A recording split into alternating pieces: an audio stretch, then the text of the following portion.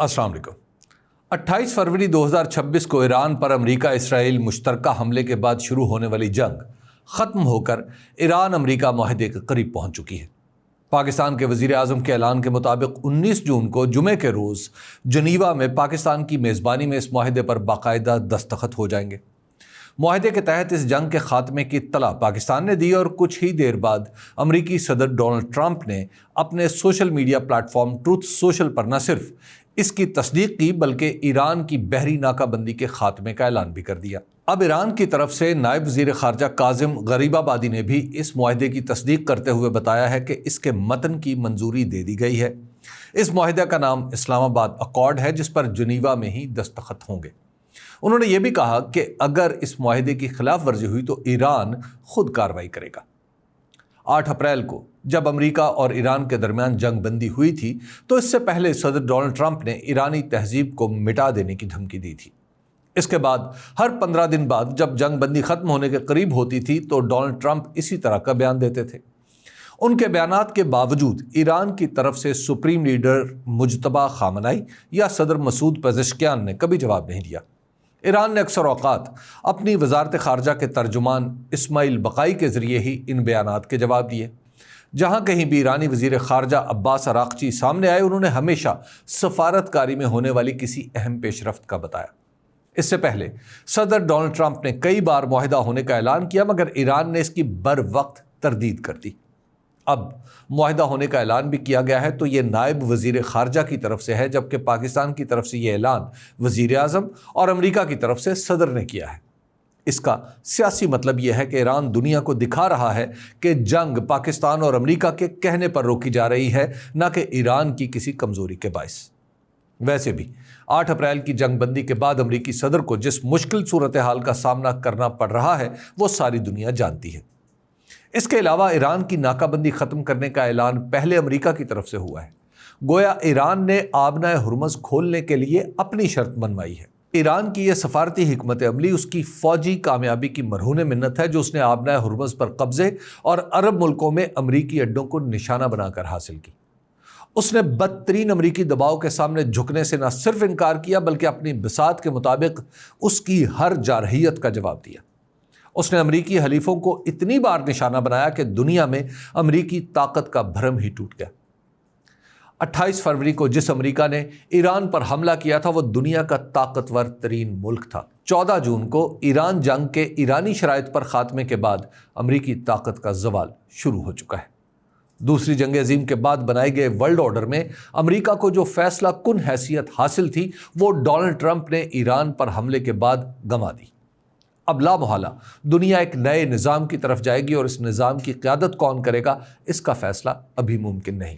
ये दुनिया मालूम तारीख़ में हमेशा तवाज़ुन या बैलेंस ऑफ पावर के उसूल के ताबे चलती रही है। जब भी इस तवाज़ुन में कोई तब्दीली आई है, यानी किसी एक ताकत की जगह दूसरी ने ली है, तो ये किसी जंग के नतीजे में हुआ है। पहली और दूसरी जंग अजीम की वजह से फ्रांस और बरतानिया दुनिया की क़यादत से हट गए, उनकी जगह अमेरिका और सोवियत यूनियन ने ले ली। दुनिया के फैसले इन्हीं दो की मंशा के मुताबिक होते रहे, हत्ता कि 1980 की दिहाई में अफ़गानिस्तान पर सोवियत यूनियन की जंग ने फैसला कर दिया। सोवियत यूनियन तहलील हो गया और अमेरिका सबसे बड़ी ताकत बनकर उभरा। 1990 में यहाँ तक कहा जाने लगा कि अब दुनिया में तारीखी कशमकश ख़त्म हो चुकी है, इसलिए तारीख आगे नहीं बढ़ सकेगी। मगर तारीख आगे बढ़ी। 9/11 के बाद अमेरिका ने पूरी दुनिया को साथ मिलाकर अफगानिस्तान पर हमला किया और 21 साल बाद यहां से निकला। इसके बाद 2026 में ईरान पर हमला हुआ तो अमेरिका के साथ इसराइल के सिवा कोई नहीं था। यूरोप ने इस जंग का हिस्सा बनने से साफ इनकार कर दिया और अमेरिका इस जंग के बोझ से ही घुटनों पर आ गया। इस जंग में अमेरिकी शिकस्त में सिर्फ ये कसर रह गई है कि दूसरी तरफ किसी भी मुल्क ने अलल ऐलान ईरान की मुआवनत नहीं की। चीन और रूस, जिनसे तवक्को थी कि वो इस जंग में अमेरिका को वियतनाम या अफगानिस्तान की तरह फंसा लेंगे, ऐसा करने से गुरेज करते रहे। गोया ईरान जंग में अमेरिका की आलमी हाकमियत कमज़ोर तो हुई, लेकिन दूसरी तरफ किसी बड़ी ताकत के खुलकर सामने न आने की वजह से इसकी शिकस्त मुकम्मल नहीं हो पाई। अमरीकी सदर डोनाल्ड ट्रंप शायद अभी अपनी मर्जी की तलात देकर वक्ती तौर पर ख़ुद को इस जंग में फातह करार दे लेंगे, लेकिन हकीकत यह है कि मशरिक़ वस्ता हमेशा के लिए अमरीकी दायरे असर से निकल चुका है। مشرق وسطی میں آئندہ کا اہم ترین کھلاڑی ایران ہوگا۔ امریکی دعوے اپنی جگہ، لیکن دوبارہ لمبے عرصے تک مشرق وسطی میں اس کے لیے کچھ بھی کرنا ممکن نہیں رہے گا۔ ایران آبنہ ہرمز پر اپنے کنٹرول کے ذریعے خلیج کے سبھی ملکوں کو اپنی طاقت کا پیغام دے چکا ہے۔ گویا امریکہ کے ساتھ معاہدے کے بعد ان سبھی ملکوں کو ایران کے ساتھ اپنے اپنے معاملات درست کرنا پڑیں گے۔ ان کے بہتر تعلقات ہی ان کے تیل کی برآمد کو محفوظ اور مستقل رکھیں گے۔ دوسرے یہ کہ ایران کی وجہ سے ابراہم اکارڈ کا معاملہ بھی دم توڑ چکا ہے۔ تیسرے یہ کہ ایران پر امریکی اسرائیلی حملے کی سب سے بڑی قیمت متحدہ عرب امارات سمیت ان ملکوں کو چکانا پڑی ہے جو اس جنگ میں امریکی اڈوں کی موجودگی کو اپنے تحفظ کی ضمانت سمجھے بیٹھے تھے۔ اور چوتھے یہ کہ ان عرب ملکوں میں امریکی اڈوں نے اسرائیل کے لیے بنیادی دفاعی دیوار کا کام دیا۔ وہ میزائل اور ڈرونز جو عرب ملکوں کی فضا سے گزر کر اسرائیل جا سکتے تھے، انہیں روکنے کے لیے یہی اڈے کام آئے۔ ان چار عوامل کی وجہ سے اس خطے میں امن کی امریکی ضمانت عملاً ختم ہو چکی ہے۔ اس جنگ سے پہلے آبنہ ہرمز سے عالمی تجارت بغیر کسی روک ٹوک کے جاری تھی۔ اب یہ راستہ ایران کے ہاتھ میں تلوار کی طرح ہو گیا ہے۔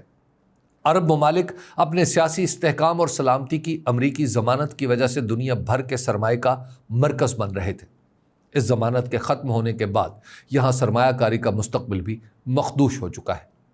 امریکی کمزوری کی وجہ سے اس خطے میں پیدا ہونے والا خلا کون پورا کرے گا، اس کا فیصلہ بھی شاید کسی جنگ کے ذریعے ہوگا۔ ایران امریکہ معاہدے کے اثرات ابھی امریکی سیاست پر بھی دکھائی دیں گے، جب ڈونلڈ ٹرمپ کے مخالفین اس معاہدے کو شکست سے تعبیر کریں گے۔ اسرائیل میں بنجمن نیتن یاہو کو بھی مشکلات کا سامنا ہوگا۔ وہ اب بھی پوری کوشش کریں گے کہ یہ معاہدہ ناکام ہو جائے، مگر امریکہ کے بغیر ان کے لیے ایسا کرنا ممکن نہیں ہوگا۔ یوں اسرائیل کی طاقت بھی محدود ہوتی چلی جائے گی اور عین ممکن ہے اسے جلد ہی فلسطین پر کوئی سمجھوتا بھی کرنا پڑے۔ ڈونلڈ ٹرمپ اور بنجمن نیتن یاہو دونوں اس ورلڈ آرڈر کے لیے میخائیل گورباچوف ثابت ہوئے ہیں، جن کے دور صدارت میں سوویت یونین نے اپنی آخری ہچکی لی تھی۔ ایران امریکہ معاہدہ بھی دنیا کے نظام کے لیے آخری ہچکی کی طرح ہی ثابت ہوگا۔ شکریہ۔